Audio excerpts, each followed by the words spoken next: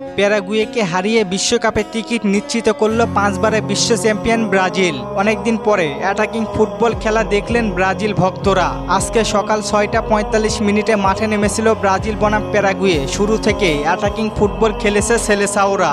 এমন ব্রাজিলকেই দেখার অপেক্ষায় ছিলেন সবাই। অনেক অপেক্ষার ফলে 44 মিনিটে কুনহার অ্যাসিস্টে ভিনিসিয়াস একটি গোল করেন। সেই গোলেই ব্রাজিল এগিয়ে যায় 1-0 গোলে।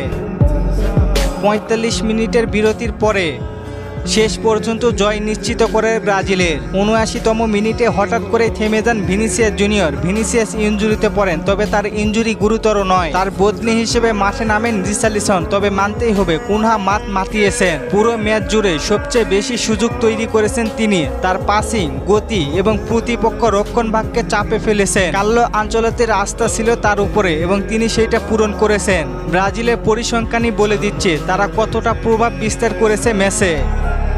1-0 গোলে জয় পেলেও মাঠে ছিল ভিন্ন চিত্র। প্যারাগুয়ে একাধিকবার রক্ষণে ব্যস্ত ছিল এবং আক্রমণ গঠনে ব্যর্থ হয়েছে।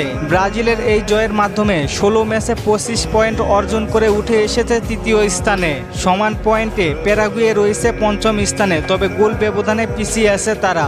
আগামী ম্যাচগুলোতে ব্রাজিলের কৌশল এবং স্কোয়াড পরিকল্পনায় বড় পরিবর্তন আসতে পারে। আজকের ম্যাচে কেমন উপভোগ করলেন জানিয়ে দিন কমেন্ট করে। আর চলেন আপনাদের কিছু কমেন্ট দেখে আসি। তিতাস ভাই প্রশ্ন করেছেন কোন অ্যাপস দিয়ে খেলা দেখবো? যে কোনো খেলা ভাই, ফুটবল টিভি এইচডি। আরেক ভাই প্রশ্ন করেছেন থিয়াগো সিলভা কখন দলে আসবে?